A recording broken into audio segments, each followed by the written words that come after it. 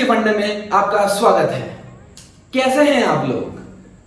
तो शुरू करते हैं बिना किसी बकवादी के। 11th 12th की कंप्लीट फिजिक्स को अगर मैं 5 यूनिट्स में ब्रेक करूं तो फर्स्ट आता है मेरा mechanics, second thermodynamics, third electromagnetism, fourth optics, fifth modern physics. आज जो टॉपिक हम पढ़ने जा रहे हैं वो है काइनेमेटिक्स। काइनेमेटिक्स स्टार्ट करने के पहले मैं आपको बता दूं कि इस वीडियो के साथ जुड़े रहिए, हमारे चैनल के साथ जुड़े रहिए और हो सकता है कि आपको फिजिक्स से प्यार हो जाए। इस कोरोना के दौर में जहां बहुत सारी दिक्कतें फेस करना पड़ रही है आप लोगों को, राइट, लेकिन डॉक्टर्स इंजीनियर्स मिलकर वायरस को रोक सकते हैं। एक वायरस किसी डॉक्टर इंजीनियर को नहीं रोक सकता। बने रहिए वीडियो में और सीखते जाइए फिजिक्स का असली ज्ञान। हम बात करेंगे आज काइनेमेटिक्स की। तो काइनेमेटिक्स का वेटेज जेई और नीट में अच्छा खासा होता है, लगभग 5 से 10% जेई में और 6 से 12% के आसपास नीट में आता है। दूसरी चीज, it will help the other chapters also. How they will help? ये एक कैटलिस्ट की तरह काम करता है, एक हेल्पिंग एजेंट की तरह काम करता है। अगर आप फर्स्ट चैप्टर में काइनेमेटिक्स में आपका पकड़ है, आप स्ट्रांग है, तो आपके आगे वाले चैप्टर्स आपके लिए बहुत इजी हो जाएंगे। और ये चैप्टर प्लस आगे वाले चैप्टर को इजी बनाने में मैं आपके साथ हूं। स्टार्ट करते हैं। काइनेमेटिक्स बेसिकली फिजिक्स में हमको हर चीज के नाम के अंदर ही मीनिंग मिल जाता है। लेकिन आपने शेक्सपियर की एक फेमस सेइंग सुनी होगी, what is there in the name? But in physics everything is in the name only. यहां पर काइनेटिक्स से काइनेमेटिक्स है और काइनेमेटिक्स में बेसिकली हम करते हैं एनालिसिस। किसका? Motion, analysis of motion. हम यहां पर मोशन का एनालिसिस करेंगे। इस पूरे चैप्टर में किसी भी बॉडी को मूव कराएंगे या मूव होते हुए उसका एनालिसिस करेंगे, राइट। बट शुरू करने के पहले आपको एक कसम खानी होगी। क्या कसम खानी होगी? कि अगर मैंने बोला कि एक बॉडी मूव कर रही है, so you are not suppose to ask why the body is moving, how the body is moving. Am I clear to you? अगर मैंने आपसे बोला कि भाई एक बॉडी मूव कर रही है तो मूव कर रही है, आप इस पर्टिकुलर चैप्टर में ये मत पूछो क्या फोर्स लगा है, कैसे मूव कर रही है, ऐसा वैसा ये वो, ये आपको इसमें नहीं पूछना है। ये सब बात करेंगे अपन डायनामिक्स में, राइट। अभी अपन पढ़ रहे हैं काइनेमेटिक्स। काइनेमेटिक्स में we will just analyse the motion, right, okay. Motion को एनालाइज करने के लिए आपको कुछ बेसिक पॉइंट्स पता होना चाहिए। तो सबसे पहले हम लेते हैं कोऑर्डिनेट सिस्टम। आपको कोऑर्डिनेट सिस्टम पता होगा, राइट। अगर मैं एक्सिस बनाऊं, कितनी एक्सिस होती है हमारे पास? यूजुअली अभी तक 10th स्टैंडर्ड तक बच्चों ने 2 ही एक्सिस पढ़ी होती है, मतलब मोस्ट ऑफ द बच्चों को 2 एक्सिस पता होती है, राइट, एक्स एक्सिस और वाई एक्सिस। लेकिन यहां पर आप थोड़े से बड़े हो गए हो। अगर आप थोड़े से बड़े हो गए हो तो आपकी सोच आपको बढ़ानी पड़ेगी। कैसे बढ़ाएंगे? एक पॉइंट को हम, स्टैंडर्ड पॉइंट को, कोई भी आर्बिट्री पॉइंट को मान लेते हैं जिन। कौन सा जिन? ओरिजिन। तो हमने इसको मान लिया ओरिजिन, और ओरिजिन के कोऑर्डिनेट्स होते हैं 0,0,0, राइट। या मैं इसको अगर मैं इससे प्लेन की बात करूं तो 0,0 भी लिख सकते हैं, राइट। नाउ ये वाली एक्सिस है, basically this is X axis, this is Y axis, and the one which is coming perpendicularly out, right. अब 3D फिगर में बना नहीं सकता तो थोड़ा सा ऐसा करना पड़ेगा इसको, तो हमारे पास 3 एक्सिस हो गई, एक्स एक्सिस, वाई एक्सिस और जेड एक्सिस।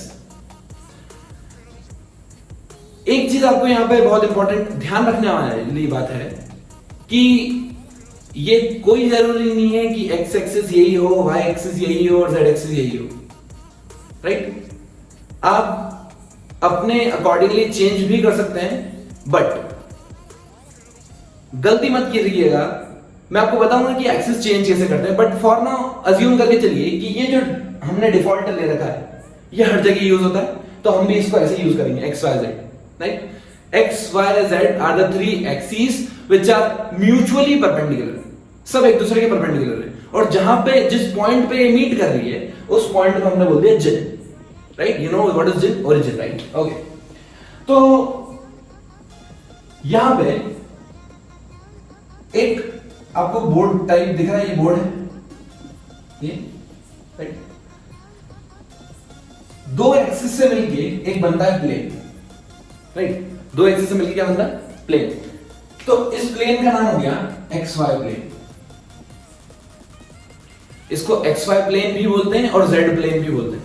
अगर सिंगल बोलना है तो जेड प्लेन बोलेंगे, 99% केसेस में हम इसको क्या बोलेंगे? X Y plane. अपने पूरे सिलेबस में इसको एक्स वाई प्लेन ही बोलेंगे, राइट ना। ये वाला कौन सा प्लेन है? सोच के बताइए। बेसिकली ये हमारी वाई एक्सिस और ये जेड एक्सिस, तो ये कौन सा प्लेन हुआ? Y Z plane. Similarly ground को बताइए, ये कौन सा प्लेन है हमारा? X Z plane, right. अच्छा, तो अगर ये पूरा बोर्ड बेसिकली क्या है? X Y plane. अगर मैं पूछूं इसकी दीवार, जो पीछे दीवार है, राइट, जो वॉल है, वॉल का क्या प्लेन है? This same only, X Y plane only.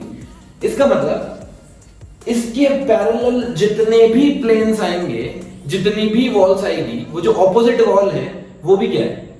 X Y plane ही है। सिमिलरली ये जितनी भी प्लेन्स हैं यहां से यहां तक, ये सब क्या है? Y Z plane. क्या चीज क्लियर है? राइट। अच्छा, नाउ एक और इंपॉर्टेंट चीज होती है, वो होती है पोजीशन। काइनेमेटिक्स को स्टार्ट करने के पहले आपको बेसिक नॉलेज बहुत इंपॉर्टेंट है होना। अब ये पोजीशन क्या है? बेसिकली कि मैं यहां पे खड़ा हूं, अगर मैं आपसे पूछूं कि भाई मेरी पोजीशन क्या है, तो अगर मान लो 10 बच्चे बैठे हैं, तो एक बोलेगा कि बोर्ड के आगे या आपके सामने, इसके राइट में, उसके लेफ्ट में, सब अलग अलग आंसर देंगे। बट अगर मैं कोई आर्बिट्री पॉइंट, फिक्स्ड पॉइंट ले मान लो कि मैंने इसको मान दिया ओरिजिन, ये 0,0। अब मैं पूछूंगा अगर ये 0,0 है, हर स्टेप पे मैं 1 मीटर 2 मीटर ऐसे डिस्टेंस रख देता हूं, ऐसे पॉइंट रख देता हूं, राइट। तो अभी मैं यहां खड़ा हूं, अब मैं पूछूंगा मेरी पोजीशन क्या है, तो सबका कॉमन आंसर क्या आएगा? ओरिजिन। सिमिलरली अगर मैं 1 मीटर डिस्टेंस यहां शिफ्ट हो गया, तो सबका कॉमन आंसर क्या आएगा? Yes, you have shifted 1 metre towards X और your position is 1, 0,0। X coordinate is 1, Y is 0, Z is 0। क्या ये चीज क्लियर है? तो ओरिजिन डिफाइन करने से हमारा सबसे बड़ा बेनिफिट क्या हुआ? किसी भी पॉइंट का लोकेशन सबका सेम आएगा, राइट। कोई भी पॉइंट है, सब कॉमन आंसर देंगे। इसलिए पोजीशन एक रेस्पेक्ट से, एक ओरिजिन के रेस्पेक्ट से देना बहुत अच्छा होता है। एक पॉइंट को ओरिजिन कंसीडर कर लो, उस ओरिजिन के रेस्पेक्ट से आप किसी पार्टिकल की पोजीशन को डिफाइन कर सकते हैं। अब हम बात करेंगे रेस्ट और मोशन की। Now when you will say a body is at rest और when you will say a body is in motion, इसको डिफाइन करने के लिए हम ऑलरेडी एक चीज सीख चुके हैं, that is position, right. When you will say a body is at rest, suppose मैं इस पॉइंट पे खड़ा हूं, इस पॉइंट का नाम मैंने क्या दिया था? ओरिजिन। अगर 1 सेकेंड बाद मैं इसी पोजीशन पे खड़ा हूं, तो आप बोलोगे मेरी बॉडी रेस्ट में है या मोशन में? मेरी बॉडी रेस्ट में, राइट। मान लो 2 सेकेंड बाद, 3 सेकेंड बाद मैं इसी पोजीशन पे खड़ा हूं, तो मेरी बॉडी रेस्ट में है या मोशन में? बेसिकली मेरी बॉडी रेस्ट में, राइट। अच्छा, मान लो मैं t = 0 पे यहां पे खड़ा हूं, 1 सेकेंड में मैं यहां आ गया, 1 सेकेंड में मैं यहां आ गया, मतलब हर सेकेंड में मैं 1 मीटर की डिस्टेंस ट्रेवल कर रहा हूं। In this case my body is at rest और in motion? Definitely my body will be in motion, right. Example दे रहा हूं एक। तो कैसे डिफाइन किया मेरी बॉडी मोशन में या रेस्ट में?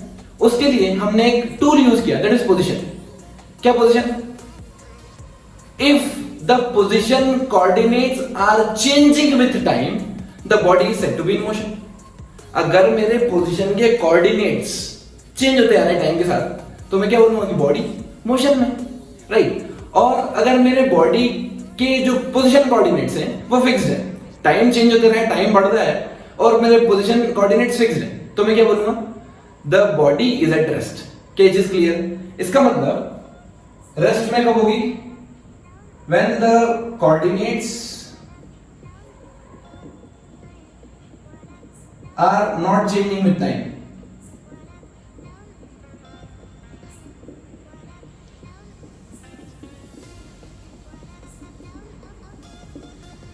और जब बॉडी मोशन में होगी it means my coordinates will change with time. क्या चीज क्लियर? अगर मेरे कोऑर्डिनेट्स चेंज हो रहे हैं टाइम के साथ तो मैं बोलूंगा ये बॉडी मेरे रेस्पेक्ट से रेस्ट में या मोशन में। अगर बॉडी के कोऑर्डिनेट्स चेंज हो रहे हैं तो मेरे रेस्पेक्ट से वो मोशन में, और अगर मेरे रेस्पेक्ट से वो बॉडी के कोऑर्डिनेट्स चेंज नहीं हो रहे हैं तो मैं उसको क्या बोलूंगा? The body is at rest. चलिए नाउ हम यहां पर अनदर क्लासिफिकेशन पढ़ते हैं, ट्रांसलेटरी मोशन। बेसिकली बहुत ज्यादा मिसकंसेप्शन होता है व्हाट इज ट्रांसलेटरी मोशन। तो ट्रांसलेटरी मोशन में if all the particles or all the points which are present on the body travels same distance, all the points or all the particles in the body travel same distance while going from point A to B, then it is called as translatory motion. क्या चीज clear? अगर एक body 10 metre की distance travel की है तो उसमें जितने भी पॉइंट्स हैं, राइट, मैंने उसको नाम दे दिए पॉइंट्स को ABCD, हर पॉइंट को 10 मीटर डिस्टेंस चलना जरूरी है। That type of motion is called as translatory motion. क्या चीज क्लियर है? अब ट्रांसलेटरी मोशन को हमने दो पार्ट में डिवाइड कर दिया। पहला तो आपने सुन के रखा होगा, first is called as rectilinear motion. First one is called as rectilinear motion and second one is called as curvilinear motion. Correct? अब क्या डिफरेंस है रेक्टिलिनियर और कर्विलिनियर में? फॉर एग्जांपल मैंने एक body Lee,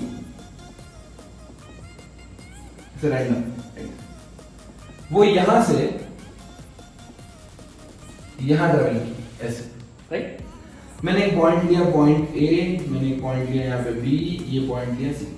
These are the three body points on the body, right? अब rectilinear motion में क्या होगा? जब बॉडी A से B पे जाएगी, जब बॉडी A से B पे जाएगी तो सब स्ट्रेट लाइन फॉलो करेंगे, राइट? क्योंकि मेरी बॉडी स्ट्रेट जा रही है, C dash B dash A dash. Curvilinear motion में क्या होगा? बेसिकली कर्विलिनियर मोशन में अगर मेरी बॉडी का एक पॉइंट ऐसे जा रहा है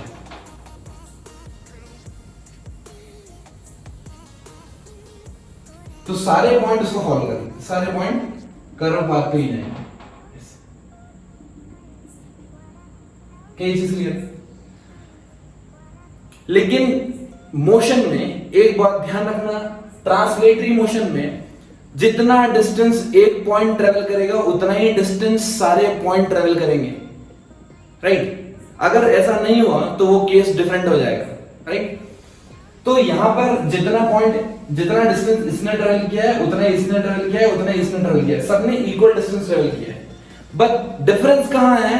उनके शेप में। अगर पार्टिकल सीधे सीधे ट्रेवल कर गए तो वो हुआ क्या?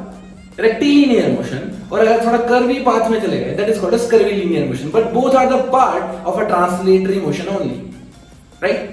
नाउ मोशन को क्लासिफाई करने का एक तरीका और है, दैट इज डायमेंशनल बेसिस।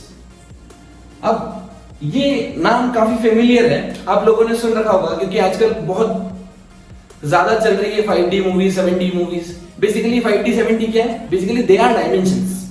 क्या है ये? डायमेंशन। तो हमारे सिलेबस में 1 डायमेंशन 2 डायमेंशन मोशन है, राइट? अपन 3D में देखते हैं। क्या है 1 dimension 2 dimension 3 dimension motion? Basically this 1D 2D and 3D। हमने अभी तक जो पढ़ा है, कितने कोऑर्डिनेट सिस्टम पढ़ा है?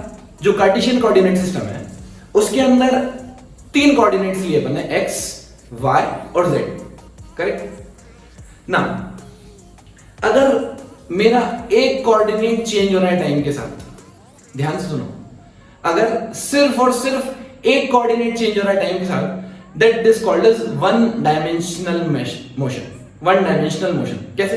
जैसे मान लो मेरा पार्टिकल ऐसे गया, ये वापस आ गया, राइट, ऐसे इसी लाइन में मूव कर रहा है, और इस लाइन में मूव कर रहा है, और इस लाइन में मूव कर रहा है, राइट। इस लाइन में मूव कर रहा है मतलब इसके पैरेलल कहीं भी मूव कर सकता है, राइट।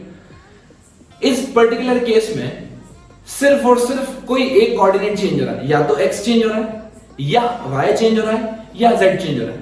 कोई भी एक कोऑर्डिनेट चेंज हो रहा है, बाकी दोनों कोऑर्डिनेट फिक्स्ड है, right. This type of motion is called as one dimension motion, where only one dimension either x or y or z is changing with time, that is called as one dimension motion, basic definition। अच्छा, एक misconception और होता है बच्चों के दिमाग में कि सर इस पॉइंट को ओरिजिन माना, ये चले गया राइट में, अगर पार्टिकल चले गया लेफ्ट में तो ये तो दूसरी डायरेक्शन होगी, तो ये तो टू डायमेंशन मोशन होगा।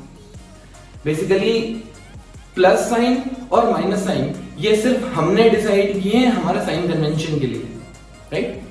आपने ओरिजिन यहां माना है, ओरिजिन आप वहां भी मान सकते हैं, कहीं भी ओरिजिन मान सकते हैं, राइट। तो हमेशा याद रखिए, अगर बॉडी प्लस एक्स में जा रही है या माइनस एक्स में जा रही है, this will come under one dimension motion only, because only one coordinate is changing with time. सिर्फ एक्स कोऑर्डिनेट इज चेंज हो रहा है, वो प्लस और माइनस में जा रहा है, वो बहुत डिफरेंट है। आज में only one coordinate is changing with time, that's why it is called as one dimensional motion. तो या तो एक्स चेंज होगा, या वाई चेंज होगा, या जेड चेंज होगा, राइट। सिमिलरली अगर मैं इस पॉइंट को ओरिजिन कंसीडर किया, देखो ध्यान से, इस पॉइंट को मैंने ओरिजिन कंसीडर किया और मेरा पार्टिकल यहां खड़ा है, राइट। मैं टू डायमेंशन मोशन केस लेता हूं, लो एग्जांपल ले लो, ये 0,2 पे, राइट। तो अगर मेरी बॉडी ऐसे मूव करने लगी, ऐसे, this type of motion is called as one dimension motion. यहां पे x कोऑर्डिनेट 0 है, y कोऑर्डिनेट कितना है 2, करेक्ट। थोड़ी देर बाद, एक सेकंड बाद मान लो मैं यहां पे आ गया 1,2 पे, यहां पे आ गया 2,2 पे। तो ध्यान से देखिए कितने कोऑर्डिनेट चेंज हो रहे हैं, सिर्फ और सिर्फ एक। ये जो x कोऑर्डिनेट है ये 0 से 1 हो गया, 1 से 2 हो गया, लेकिन जो y कोऑर्डिनेट है वो फिक्स है। Here y coordinate is not changing with time, that's why this type of motion is called as one dimensional motion, right? अच्छा, now two dimension motion में क्या होगा? Two dimension motion में कोई भी दो कोऑर्डिनेट टाइम के साथ चेंज करेंगे। Any two coordinates will change with time, either xy or yz or zx will change with time. Such motion is called as two dimensional motion. एक example लेते हैं, मान लो चींटी चल रही है, चींटी चली, अब चींटी अगर फ्लोर के ऊपर चल रही है तो चींटी कहीं भी जा सकती है, ठीक है। तो द मोशन ऑफ द चींटी इज टू डायमेंशनल मोशन। या स्नेक का एग्जांपल ले लो, करेक्ट। अगर मैं चींटी के पंख दे देता तो उसका मोशन क्या हो जाता?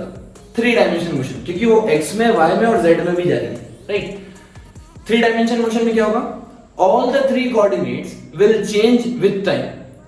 X, Y and Z will change with time simultaneously. क्या चीज क्लियर है? एग्जाम्पल अपन काइट ले सकते हैं, बर्ड ले सकते हैं फ्लाई करते हुए, ठीक है। So all these are motion, all the examples are the example of three dimensional motion. क्योंकि अब अपन ने सब कुछ समझ लिया है, position, one dimension, two dimension, three dimension, axis, सब कुछ। अब हम सीधे चलते हैं डिस्टेंस पे। So what is distance? Basically distance is nothing, it is path travelled by a body और the path length is called as distance. आप अगर एक पॉइंट से दूसरे पॉइंट पे जा रहे हो तो अपने जितना डिस्टेंस ट्रेवल्ड किया है that is called as path length और it is also called as distance, right. जैसे मान लो कि आप गाड़ी लेके गए और आपकी गाड़ी में आपने देखा होगा एक ऑडोमीटर लगाता है, तो वो रीडिंग बताता रहता है कि आपने कितने मीटर, कितने किलोमीटर, कितने मेगामीटर्स, राइट, किलोमीटर के आसपास आपने चल लिया, उसमें रीडिंग बढ़ती जाती है। तो वो क्या चीज कैलकुलेट करके देता है आपको? वो पाथ लेंथ कैलकुलेट करता है कि आपने कितना पाथ ट्रेवल किया, करेक्ट। मान लो कि आप एक पॉइंट से, पॉइंट ए से पॉइंट बी पे जा रहे हो, राइट। अपन अच्छे बच्चे हैं तो अपन घर से मंदिर जाएंगे। कहाँ जाएंगे? घर से मंदिर। तो अपन घर से निकल के मंदिर गए, हो सकता है कि आपको मंदिर गए सालों हो गए हो, बट फिर भी आज ले आते हैं आपको। तो अपन घर से कहाँ चले? मंदिर, राइट। अब कोई सज्जन पुरुष सीधा चले जा सकता है, कोई सज्जन स्त्री ऐसे घूम के गई वो भी जा सकती है, राइट। स्वतंत्र देश है, कोई नहीं जा सकता। कोई भाई अच्छा लगा एक घूमते फिरते ऐसे गया आराम से कि जाना ही तो है, जल्दी क्या है, राइट। तो यहां पे पर्सन 1, पर्सन 2, पर्सन 3 का इनिशियल पॉइंट और फाइनल पॉइंट तो सेम था, मतलब सोर्स और डेस्टिनेशन तो सेम था, लेकिन क्या इनका पाथ लेंथ सेम है या डिफरेंट है? इनका जो डिस्टेंस ट्रेवल्ड है वो क्या है? डिफरेंट। तो हम ये गेस कर सकते हैं कि दो पॉइंट के बीच में इनफाइनाइट डिस्टेंस पॉसिबल है, राइट। आप पाथ लेंथ चेंज करते हो, आपकी डिस्टेंस चेंज होती है, करेक्ट। अच्छा, एक और इंपॉर्टेंट पॉइंट, क्या आपने कभी ऐसे सुना है, मैंने आपसे पूछा कि यहां से आपका घर का डिस्टेंस कितना है या आपके घर से आपका स्कूल का डिस्टेंस कितना है, तो किसने ऐसा नहीं बोला होगा -5 किलोमीटर सर, -10 किलोमीटर, ऐसा किसी ने नहीं बोला होगा। क्यों नहीं बोला? उसका रीजन है डिस्टेंस एक स्केलर क्वांटिटी है, एक नंबर है विच इज नेवर नेगेटिव। तो डिस्टेंस के बारे में हमको जो पॉइंट्स याद रखना है वो क्या? पहला तो एक स्केलर क्वांटिटी है, राइट। आप स्केलर क्वांटिटी और वेक्टर क्वांटिटी आप बेसिक मैथ्स में पढ़ चुके हो, राइट। इसकी यूनिट मीटर्स होती है क्योंकि ये लेंथ है। इसकी जो डायमेंशन होते हैं वो होते हैं m0, l0, l1, t0 और sometimes it is also written as simple l1, ऐसे भी लिख सकते हैं इसको, ठीक है, m0, l1, t0। This is never negative. ये नेवर नेगेटिव क्या है? Basically never negative means always positive और जीरो। आया समझ में? नेवर नेगेटिव का लिखने का यहां पे ये सेंस है कि डिस्टेंस जीरो भी हो सकती है और पॉजिटिव भी हो सकती है। अब आप पूछोगे जीरो कैसे? भाई मैं खड़ा हूं यहां, 1 घंटा हो गया मैं खड़ा ही हूं, डिस्टेंस कितना डर रही है? जीरो। आया समझ में? So distance can be zero और positive, that's why I have written here never negative. Distance is never negative, ठीक है। Between 2 points infinite distance can be possible, right. अच्छा, इसको हम 1 डायमेंशन मोशन में समझने की कोशिश करते हैं एक नंबर लाइन सिस्टम से। आपने बहुत छोटी छोटी क्लासेस में, जब आप बचपन में एकदम छोटे छोटे थे, अंगूठे से दूध पीते थे, तब आपने नंबर लाइन सिस्टम पढ़ा होगा, राइट। तो नंबर लाइन सिस्टम में मैंने इस पॉइंट का नाम दे दिया जिन। ये बन गया मेरा A B C D, उसके आगे बन गया था फिर P Q R S, correct. अच्छा, तो अगर कोई आपसे पूछे कि भाई डिस्टेंस बताओ O to A, डिस्टेंस को मैं स्मॉल d से रिप्रेजेंट करूंगा, राइट। कोई मुझसे पूछे डिस्टेंस बताओ O to A, तो डिस्टेंस कितनी हो जाएगी? यहां मान लेता हूं ये मीटर स्केल है तो 1 मीटर होगा। कोई मुझसे पूछे डिस्टेंस बताओ भाई O to C बताओ, O to C कितनी हो गई? 3 मीटर। कोई मुझसे पूछे भाई डिस्टेंस बताओ A to D, तो कितनी डिस्टेंस हो जाएगी मेरी? 3 metres, right. A to B, B to C, C to D, correct. अच्छा, अगर मुझे कोई डिस्टेंस पूछे भाई डिस्टेंस बताओ from A to O to Q, O to Q, डिस्टेंस कितनी हो गई? -2 नहीं हुई। डिस्टेंस इज नेवर नेगेटिव, तो यहां पे डिस्टेंस मेरी अभी 2 मीटर है। समझे?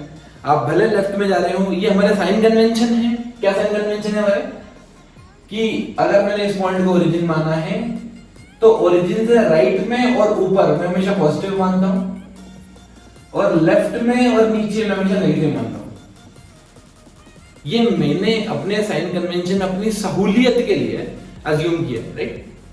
तो अगर मैंने इस पॉइंट को ओरिजिन मान लिया तो कोई भी अगर राइट में ऊपर गया तो पॉजिटिव, लेफ्ट में या नीचे गया तो नेगेटिव, ठीक है। बट डिस्टेंस हमेशा या तो पॉजिटिव होगी या जीरो होगी, ठीक है। चलिए, अगर मैं आपसे पूछूं कि भाई डिस्टेंस बताओ from O to C to P, मतलब आप यहां से यहां गए, फिर पलट के यहां P पे, राइट? तो ये डिस्टेंस कितनी हो गई? 4 मीटर। आप ऐसे गए, फिर आप पलट के वापस आए यहां तक, तो बेसिकली 4 मीटर इधर चले, 4 मीटर इधर चले, plus additional 1 metre left direction में चले, तो अपन टोटल डिस्टेंस मतलब टोटल पाथ लेंथ लेना है आपको। सो 4 + 4 + 1, तो यहां पे मेरा आंसर होगा 9 मीटर।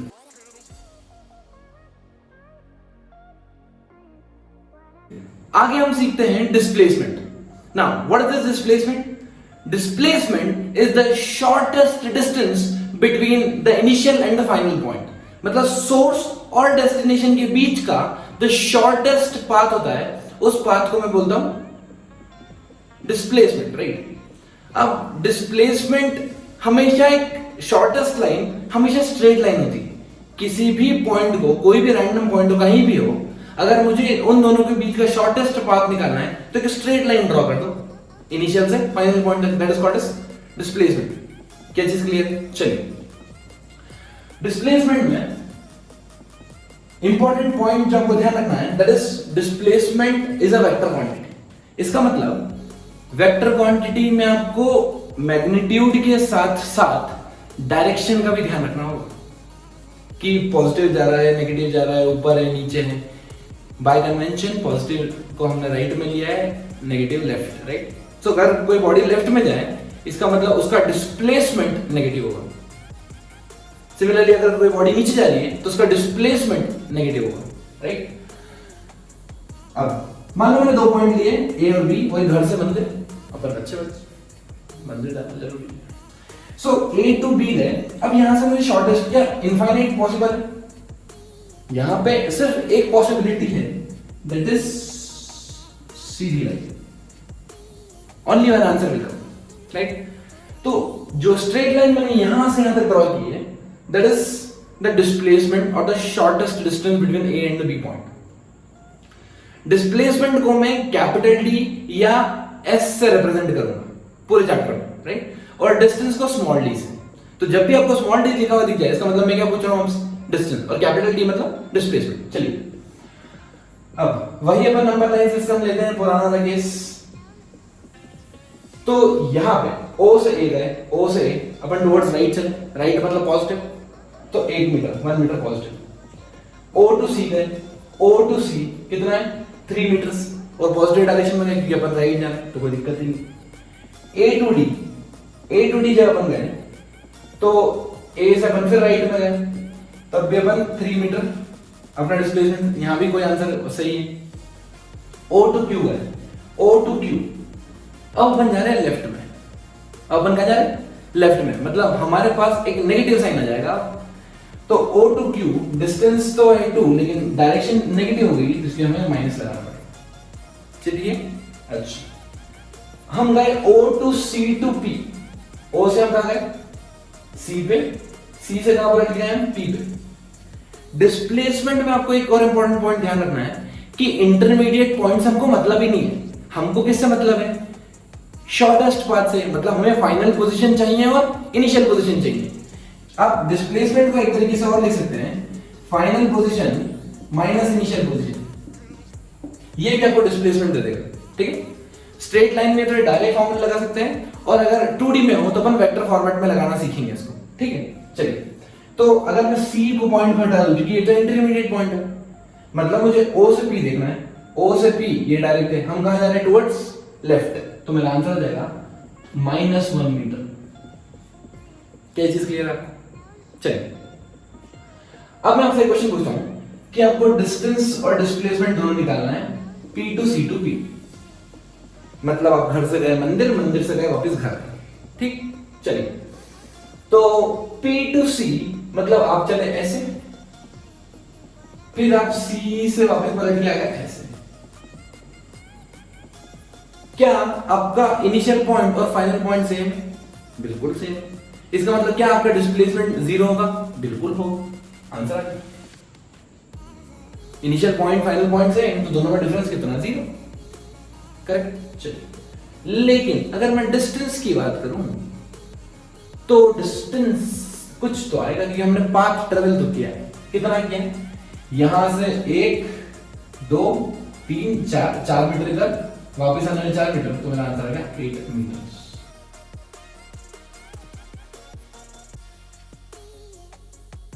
तो आइए देखते हैं कुछ बढ़िया प्रॉब्लम। एक पार्टिकल P2Q to R2S गया, राइट? वो हमसे प्रॉब्लम पूछ रहे हैं कि आपको डिस्टेंस और डिस्प्लेसमेंट बताना। कहां से कहां तक? डिस्टेंस बताना है P2Q। P2Q कितना ट्रेवल किया? 3 मीटर। अब हमें बताना है P2Q to R। P2Q to R कितना ट्रेवल किया? ये 3 और ये 12, 15 मीटर। फिर हमें बताना है P2Q to R2S कितना ट्रेवल किया? 17 मीटर। तो डिस्टेंस निकालना बहुत इजी होता है। डिस्टेंस क्या करना है? डायरेक्ट ऐड कर दो, खत्म ना। डिस्प्लेसमेंट यहां से यहां तक कितना होगा? पार्टिकल स्ट्रेट लाइन में, और जब भी पार्टिकल स्ट्रेट लाइन में होता है तो उसका डिस्टेंस और डिस्प्लेसमेंट क्या होता है? बराबर। तो यहां पे डिस्प्लेसमेंट हुआ हमारा 3 मीटर, करेक्ट। जब P2Q to R गए तब डिस्प्लेसमेंट कितना हुआ? बेसिकली इस केस में डिस्प्लेसमेंट के लिए हमें क्या करना पड़ेगा? Because we need to find the shortest distance between the initial point and the final point. तो यहाँ पे Q तो हमारा इंटरमीडिएट पॉइंट है, तो यहां से यहां तक की डिस्टेंस निकालने के लिए we need to apply Pythagoras theorem, that is 12 square plus 3 square, 144 plus 9 under root 153 meters, right?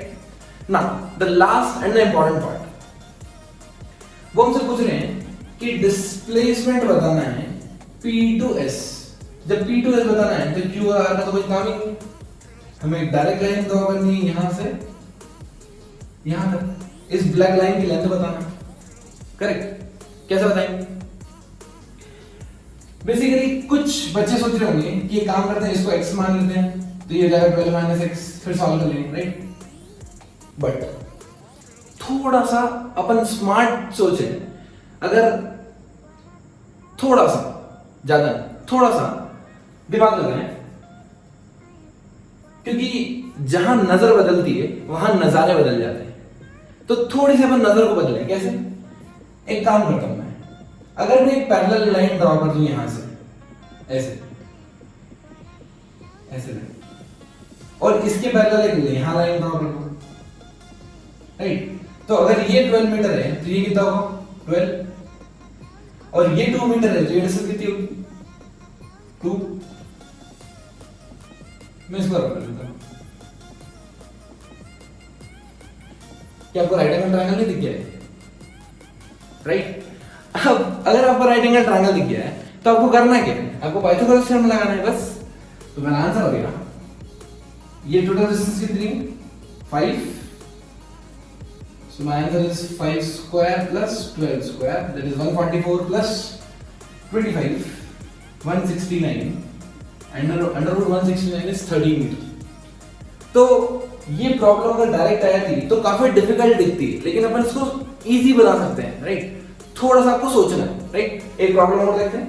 एक सर्कुलर पाथ है, उसमें पार्टिकल ट्रैवल कर रहा है A से, मान लो A से स्टार्ट किया, A to B C ऐसे घूम रहा है, जिसकी रेडियस कितनी? 7 मीटर्स, राइट? एक काम करते हैं, अगर रेडियस 7 मीटर है तो इसका सर्कमफेरेंस आपको पता है 2 पाई r, 2 into 22/7 into r, मतलब इसका सर्कमफेरेंस कितना आया? 44 मीटर, करेक्ट? देखिए, अब हम मुझसे पूछ रहे हैं डिस्टेंस बताओ A to B। A to B basically distance is nothing this path length, ये जो लेंथ है।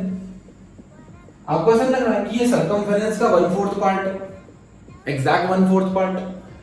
तो क्या मैं इसको 1/4 लिख सकता हूं डायरेक्ट इसका? 11 metre. Are you getting this? चलिए, अब मुझे क्या लिखना है? A to B to C, तो ये हाफ सर्कल हो गया, मतलब कितना हो गया? 22 metres, correct? Next A to B to C to D, यहां से घूम के मुझे यहां आना है, तो कितना डिस्टेंस हो गया? 33 metre. Then last case A to B to C to D to A, तो हमारा कितना हो गया? पूरा सर्कमफेरेंस कवर कर लिया हमने, 44 मीटर। अब बात आती है डिस्प्लेसमेंट की। डिस्प्लेसमेंट हमें निकालना है ए टू बी डिस्प्लेसमेंट मतलब मुझे बनाना है शॉर्टेस्ट पाथ ये। अब कैसे बनाएंगे? मुझे पता है कि सेंटर से इस एंड तक की डिस्टेंस रेडियस है और सेंटर से इस एंड की डिस्टेंस भी कितनी है? रेडियस के बराबर है। तो क्या फिर से राइट हैंड ट्रायंगल करेंगे under a square plus b square, तो मेरा आंसर आएगा 7√2 मीटर। पाइथागोरस थ्योरम लगा लीजिए, आंसर आ जाएगा। करेक्ट ना।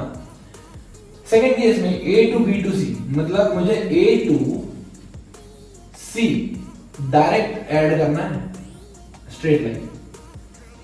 अब अगर मैंने डायरेक्ट लाइन खींच दी तो ये तो ट्वाइस ऑफ द रेडियस हो गया, डायमीटर के बराबर। सो मेरा आंसर आ गया 14 metre, 7 + 7। Third case a to b to c to d मतलब यहां से घूम के आप यहां पे आए तो आपको फिर एक स्ट्रेट लाइन खींचनी होगी, राइट? और इस बार आपने स्ट्रेट लाइन खींची तो आपका आंसर वही आएगा जो पहले आया था यहाँ पे, displacement that is 7√2 metre, right? अभी मैं डायरेक्शन नहीं लिख रहा हूं, सिर्फ डिस्प्लेसमेंट का मैग्नीट्यूड बता रहा हूं, राइट? डिस्प्लेसमेंट में डायरेक्शन भी होती है, उसको अपन डिस्कस करेंगे जब मैं आपको पोजीशन वेक्टर और डिस्प्लेसमेंट वेक्टर पढ़ा दूंगा, ठीक है? चलिए, अगर यहां से बात करें हम लास्ट की a to b to c to d to a, तो क्या इनिशियल पॉइंट और फाइनल पॉइंट सेम है? अगर इनिशियल पॉइंट और फाइनल पॉइंट सेम होता है तो हमारा जो डिस्प्लेसमेंट आता है वो आता है हीरो। हमारे पास एक रिंग है, एक रिंग ले लीजिए।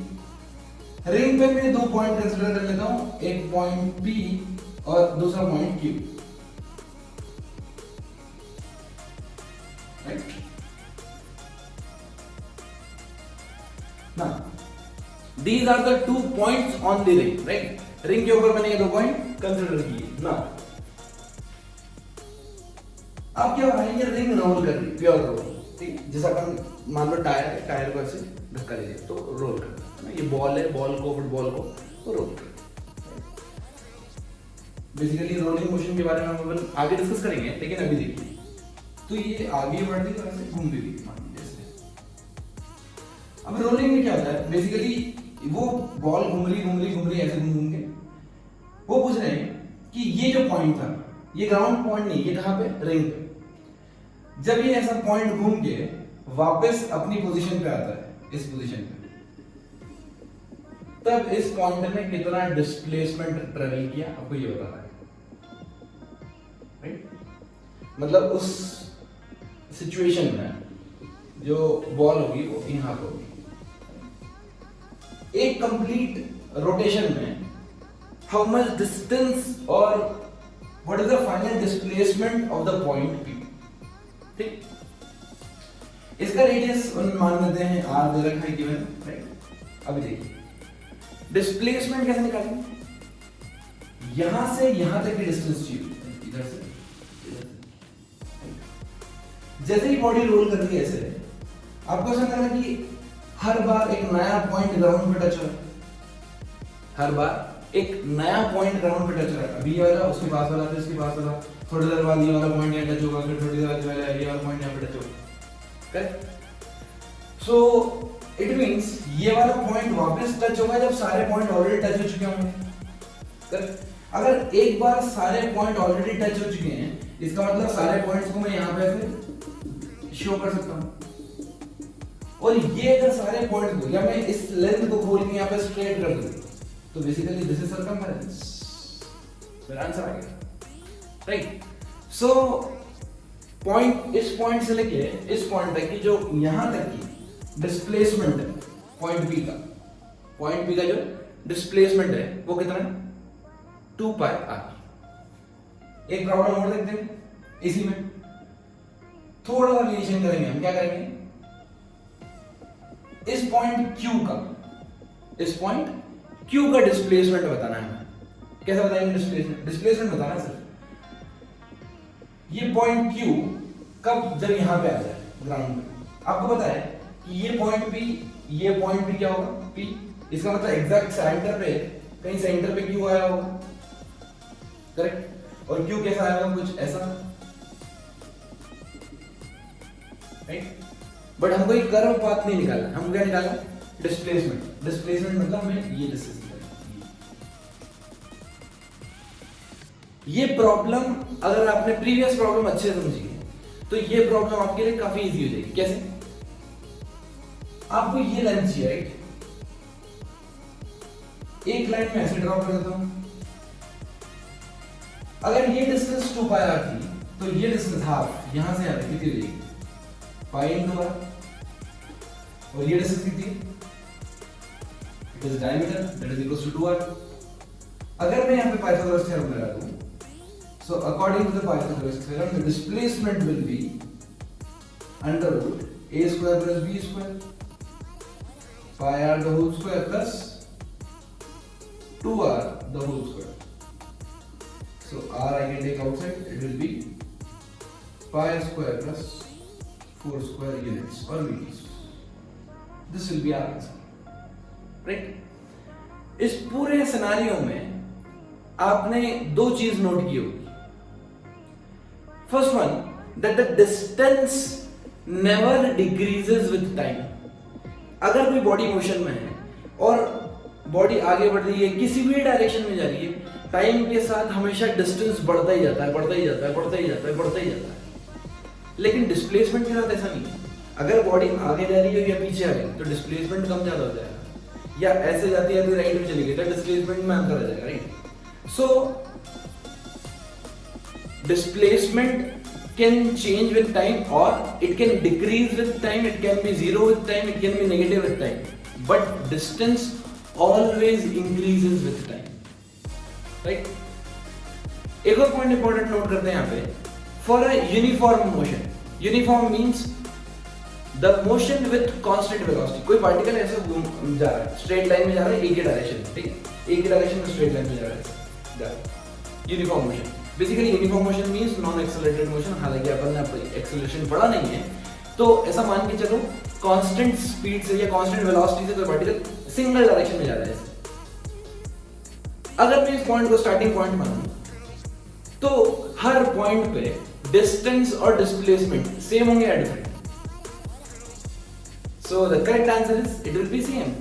इसका मतलब यूनिफॉर्म मोशन के केस में डिस्टेंस और डिस्प्लेसमेंट हमेशा बराबर होंगे। अगर पार्टिकल स्ट्रेट लाइन में मूव कर रहा है प्लस एक ही डायरेक्शन मूव कर रहा है, वो डायरेक्शन चेंज नहीं कर रहा है, so in this case we can take that the distance covered by the body is always equal to the displacement of the body, right? ये 3-4 प्रॉब्लम करने के बाद हमें एक चीज और पता पड़ी इंपॉर्टेंट, जो आपको नोट करना है, that this for a body to be moving or a body to be at rest, ठीक है? दो ही केस होते हैं, तो बॉडी मूव कर रही होगी, बॉडी रेस्ट में होगी। अगर बॉडी रेस्ट में है तो किसी भी पॉइंट में मैं डिस्टेंस और डिस्प्लेसमेंट निकालूंगा तो क्या आएगा? दोनों जीरो आएंगे, डिस्टेंस भी जीरो, डिस्प्लेसमेंट भी जीरो, राइट? अच्छा, तो सारे प्रॉब्लम्स का अगर अपन साथ निकाल के देखें तो आपको ऐसा लगेगा that the distance covered by a body, whether it is moving or at rest,